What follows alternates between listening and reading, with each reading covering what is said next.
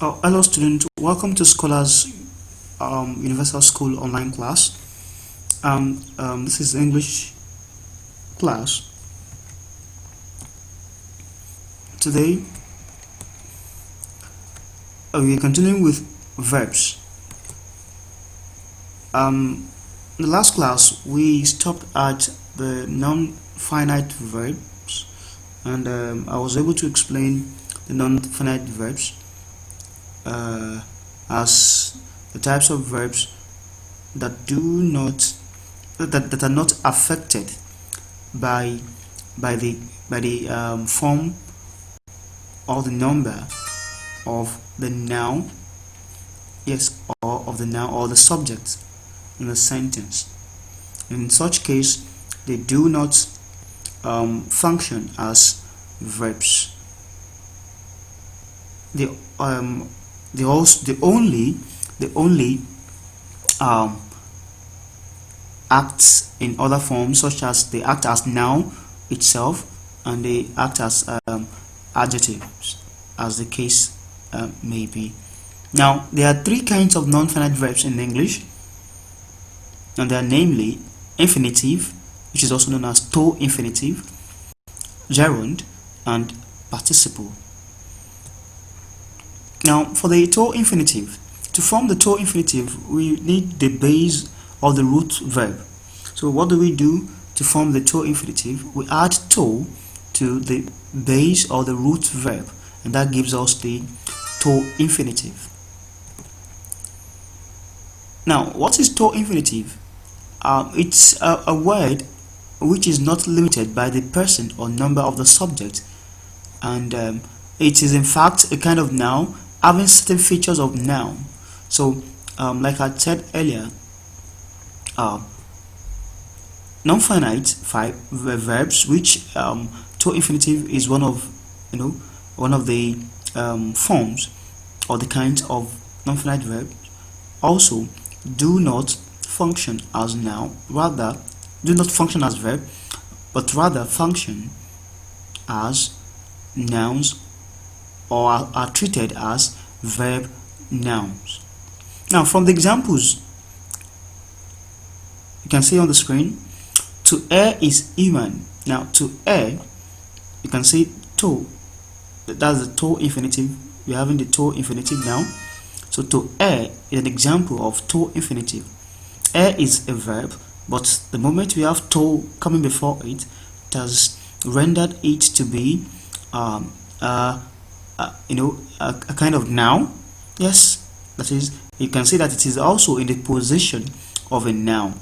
So it is in the subject position. So in that case, a to infinitive may function as a subject of a sentence or a subject of a verb. So now, to err is human. To err is our subject, while is our verb. Now, I love to speak English. I love to speak English. I love to speak English.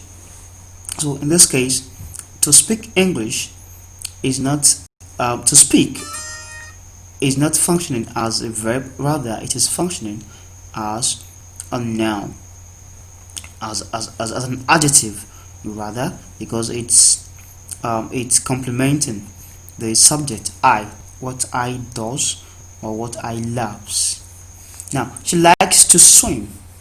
She likes to swim. So it's a complement now. To swim is functioning as a complement, a subject complement. So and also you can see that it's also functioning as an adjective in that case now. So she loves to swim. Now the next one is gerund. It is formed by adding ing to the root verb. It is formed by adding ing to the root verb.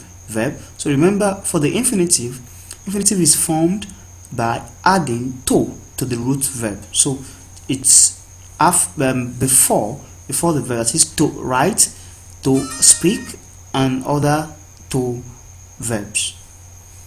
Okay, now for the gerund, what do you add to the verb? You add ing to the root verb. You add what? Ing to the root verb is write, so you add ing and that turns to writing.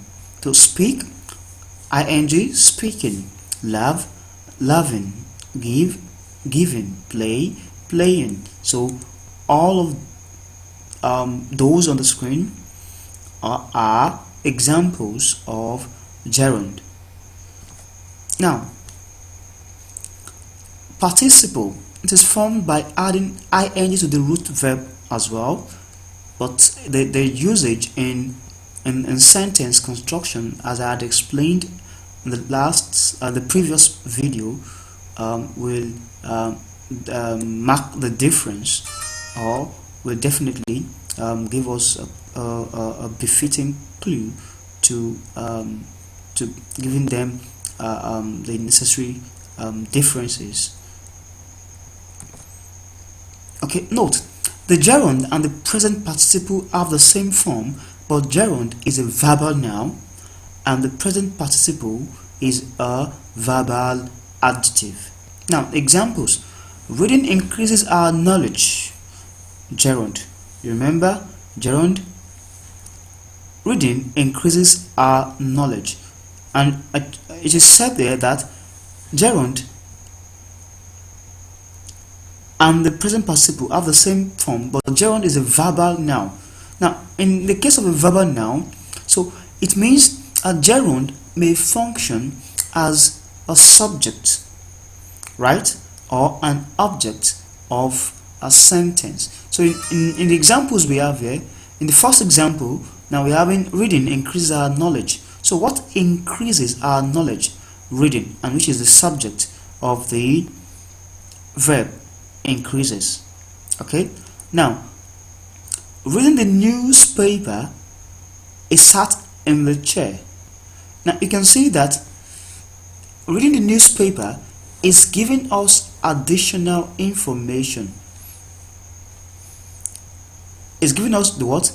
Additional information, and in that case it is reading, in that case it's functioning as a participle, not as what? Not as a verbal noun, not as a verbal noun, or not as a gerund. So reading the newspaper, in that case it is an adjective, and is giving additional what? Additional information. Okay, so now we move to the next. Now, in the first sentence, reading is a gerund because it is the subject of the verb is. So it is the subject of the verb is. Okay, because it is subject of the verb. Okay, now the subject of the verb is not is. Point of correction: the verb is not is, the verb is increases. So the verb is increases. So the right thing is, in the first sentence, reading is a gerund because it is the subject of the verb increases. Now, but in the second sentence, reading the newspaper is a participle because it qualifies the pronoun he. It qualifies the pronoun he. So reading the newspaper, so it's giving additional information about the what? About the subject. So that is why it is what? It is a verbal adjective and also functioning as what? As a participle. And the reason why we are doing this is because of the nature of both gerund and participle, and the formation. The formation, it is you form gerund by adding ing, I form participle by adding ing.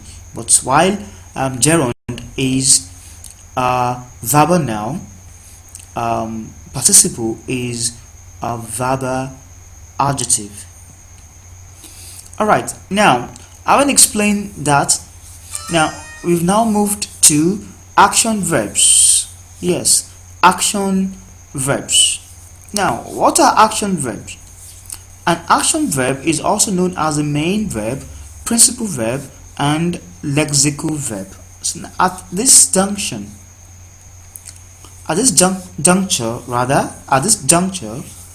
so you are expected to understand the differences between action verbs and state of being verbs, which our next video shall cover. So in the meantime, while we treat action verbs, pay rapt attention.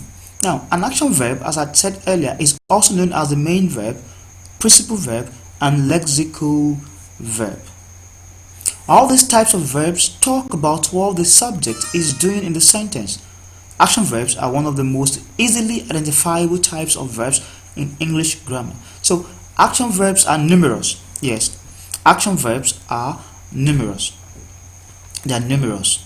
So, if you're considering to identify, or if you're considering identifying action verbs, so they are easily identifiable in an expression.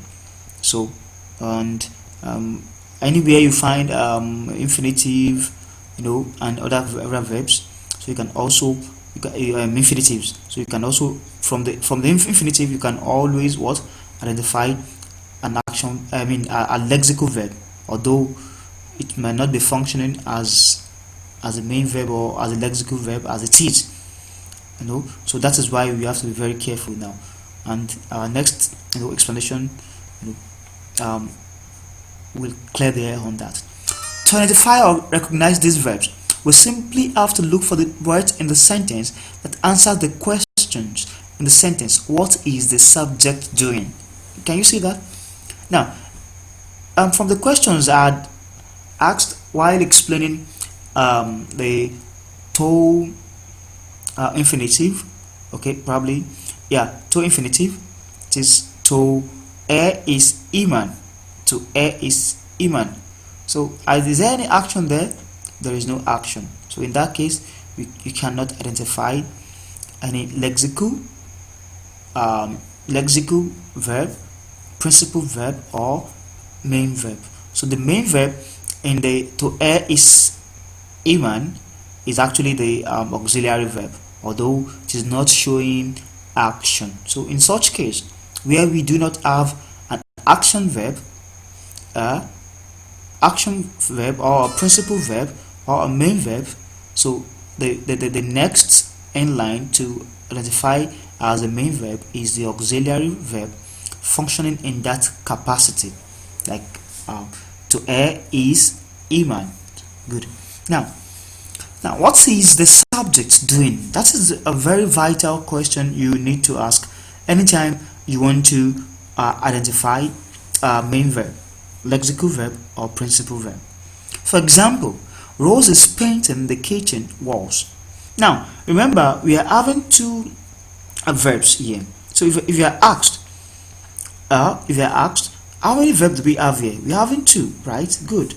In the two of the two verbs now, one is highlighted red, while the other is not. Okay. So now, painting is the lexical verb. There is a lexical verb, and also it is the main verb. So we are not particular about if painting is actually not being determined. It's actually not being determined by the number or the number of the subject. So Rose is painting the kitchen, so definitely it is not affective. So we are not after that. Now, what is Rose doing? That is the question we have to ask her. What is Rose doing? Painting, right? Painting. So that is our lexical main or principal verb. Okay. Now, there are two types of action verbs in English grammar. Now, so there are two types of action verbs in English grammar. Now, they are transitive verbs and intransitive verbs. You must have come across this, um, you know, during any of your classes. Transitive verbs and intransitive verbs. So today I'm going to shed more light on transitive verbs and intransitive verbs. Now, what are transitive verbs? Transitive verbs are such kinds of verbs in which action verbs have a definite object on which or for which the action is being performed. That means the action has a definite recipient or object. Now, transitive, from the word transitive, that is, it transfers action to an object. So it's simple. Now, transitive verb simply means such action is transferred to an object, yes, or a recipient, which is also the object. Is that clear? So transitive verbs are usually transferred to what? To object. Are actions transferred to the object or to a definite recipient. To identify them, you can ask the question, what is the object being affected by the verb? What is the object being affected by the verb? Now, examples. Rose is painting the kitchen. Now, the question is, where is Rose painting? Or, what is Rose painting? What is Rose painting? The kitchen walls. Now, that is the object. That is the object receiving the action, painting. Is that clear? Now, thus, we see that there is a specific object on which the action is done. Yeah. So, what is the specific object? The kitchen walls. So, what is Rose painting? Now, the object receiving the painting, or the action now, which is painting, is the kitchen walls. So, that is what a transitive verb does. A transitive verb basically is being transferred to an object or a definite recipient. So, so we can let's give a simple examples. He kicked the ball. He kicked the ball. What did he kick? The ball, right? Good. He read the book. So what did he read? The book. Can you see that? So there must be something that receives the action. There must be something that receives the action. So that is transitive verbs. So the next time if you want to identify your transitive verbs, you must notice that, or you must be able to be certain that that the action as a recipient or is being passed to an object, a definite one. Now, so transitive verbs. In a transitive verb, we might have a singular object, that is just the direct object. Now, we might have just one object, or might have just two objects, as the case may be. Sometimes a transitive verb contains two objects, namely direct object and indirect object. So the direct object, how does that function? Now, a direct object is the actual recipient of the action, right?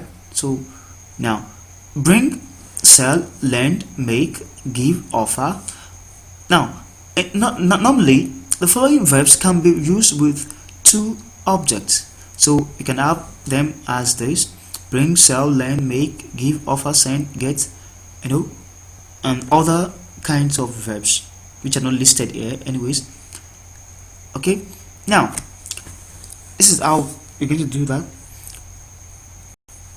Now in the picture now, on table we have, my father bought me a watch.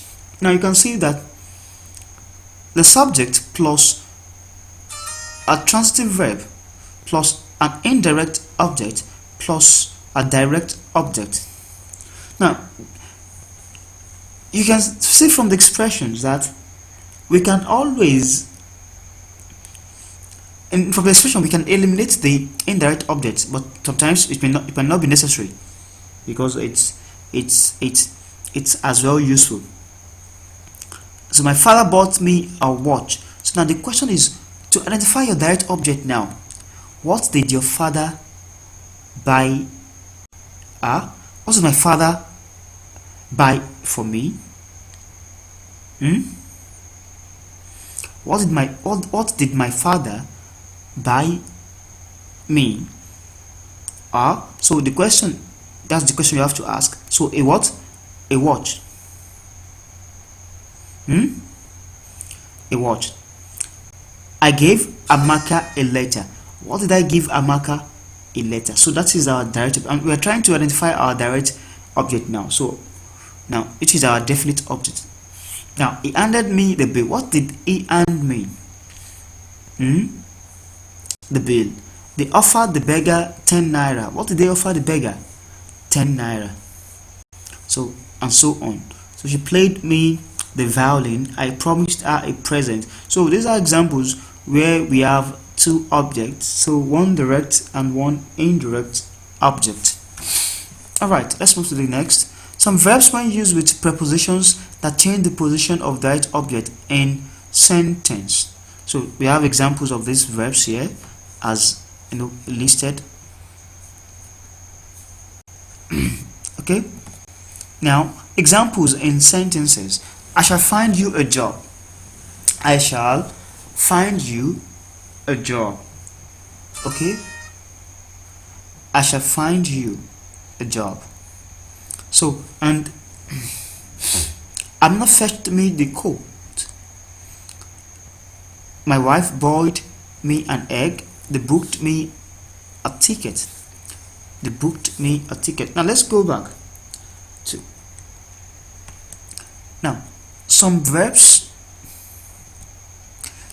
when used with preposition that change the position of that object in sentence. Now it is, remember that in the previous explanation where we have the two objects, that the direct object usually comes last. Usually comes last. Okay, but in this case,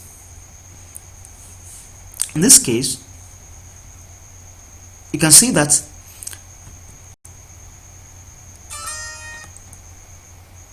I shall find you a job. Amna fetched me the coat. There are basic examples that okay, the direct objects are in the normal form. I shall find you what? A job. So they still conform with the normal indirect objects and direct objects, because as this is the indirect object, and this is an indirect, the direct object rather. So indirect I, so direct D. So the same thing applicable to this. I've not fetched me what? The coat. So they booked me what? A ticket. What did they book me? A ticket. What did my wife boil? Me an egg. I built her a house. What did I build her? A house. What did I buy? What did Amaka buy me? A nice gift. So it still conforms with the subject plus transitive verb plus indirect object plus direct objects. Now this is where we are going. Verbs used with preposition. Now in this case, when verbs are used with preposition, it changes the direction of the position of the direct objects. So now, I want you to take glance through. Now glance through this. Okay, and let's go back to this. Good. I shall find a job for you. Remember, in the previous slide, you can see that the direct object occupies this position. I shall find you a job, right? But here, I shall find a job for you. In that case, so there is a what? There is a preposition. So when a preposition is what is added to a sentence, where we have two objects, it's certainly the position of the direct object shifts to what? Shifts directly to the first, to the first position. Yeah, yes. So it occurs first, in the sentence. So compare this to I shall find you a job. Compare I shall find a job for you. So there's a difference. Funke fetched the coat for me. So there's a spelling error here. So Funke fetched the coat for me. So compared to Funke fetched me the coat. So no preposition. They booked a ticket for me. They booked me a ticket. My wife bought me an egg. So my wife bought for me an egg. My wife bought an egg for me. My wife bought me an egg. So there's a difference. I built a house for her. Amaka bought a nice gift for me. Another example. Another examples. All right. Now let's move to the next. Now intransitive verb. So now an understanding of transitive verb makes us understand better what intransitive verbs are. Simple. Intransitive. The verbs or the action are not transferred to any specific object or to any object. Is that clear? The actions on the sentences, or the action in the sentence, is not transferred to an object. So in such case, there is usually no object, and when we have something after, when we have an expression coming after the after the object, then it is not it is not functioning as an object. It could be a complement. Yes, it could be a subject complement. Could be a subject complement, but not an object. Now these verbs also are shown. Okay, these verbs also show action, but there is no specific object. These verbs also show action. So there is an error here. These verbs also show action, but here there is no specific object on which the action is being done. Is that clear? No specific action, on which the action is being done, or probably the action is not transferred to a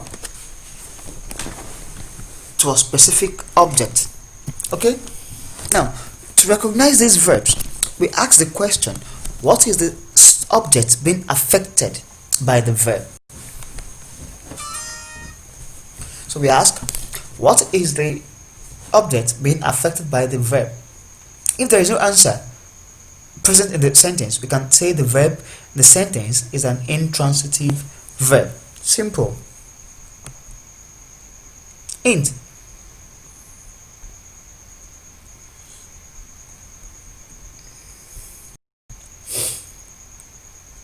Okay, the answer to what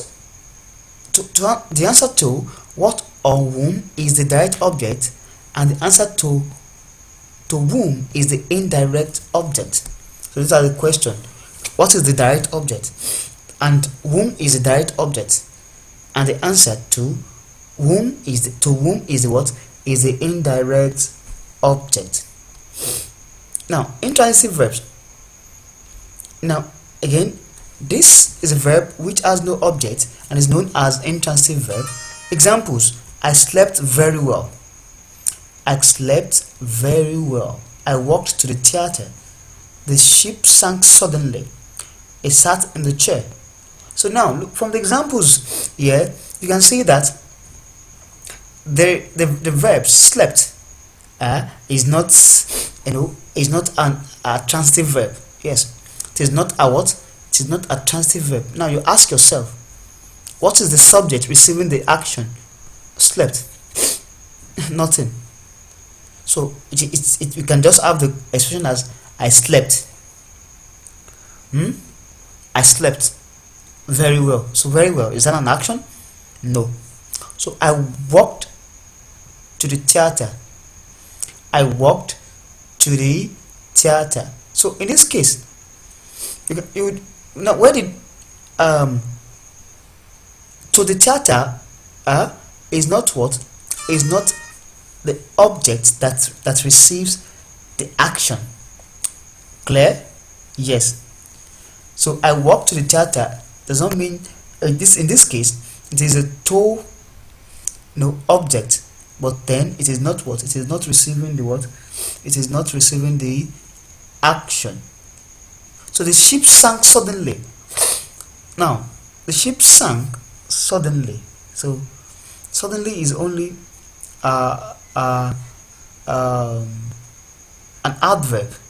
So it sat in the chair. It sat in the chair. So nothing is actually receiving the what? The action there. So is there a direct object? No. So if let's take for example, it sat him down. It sat him down. So that could have been, okay, that it sat who? Him. That would have been better. So what did this sit? What did this sit here? Nothing. Nobody. So now it sat in the chair. Sat in this case is an example of intransitive verb. So sank in this place, an example of intransitive verb. Walked in this place, an example of intransitive verb, and slept in this case is also an example of intransitive verb. Now, so same verb, transitive and intransitive, and their use. So sometimes a transitive verb could be used, intransitively, while also an intransitive verb could be used transitively. Now, the man stopped suddenly, so it is intransitive. So stopped in this case is intransitive. Now look at this. It stopped the car. What did it stop? The car. So in the intransitive sense, when used, did it stop anything? No. So the man stopped suddenly. They spoke loudly. They spoke the truth. So that means sometimes if you are asked to identify a verb, if you are asked to give an example of an intransitive verb, that it might likely give the same. If you give the same thing, but okay, let's say I've given you an assignment. Give me examples of intransitive verbs. So you can give examples, but what justifies your example is how you have used these examples in sentences. Yes. So if you give example and you claim that it is an intransitive verb, okay, good. Now using sentence and you're giving example as what? As transitive, while you should give the example as intransitive. So you might be wrong. Now they spoke loudly. They spoke the truth. The water is boiling. Amaka boiled an egg. You can see boil. It burnt the insult. It burnt with insult. Caroline burnt her finger. So now you can have same verb, functioning as both transitive and intransitive. But when you are doing that, make sure your sentence or sentences show that they are definitely that these expressions, are able to tell an intransitive from a transitive. So thank you for paying rapt attention, and do follow us on Twitter, YouTube, and visit our website. And as well, you may as well call the numbers on the screen for inquiries. So thank you very much.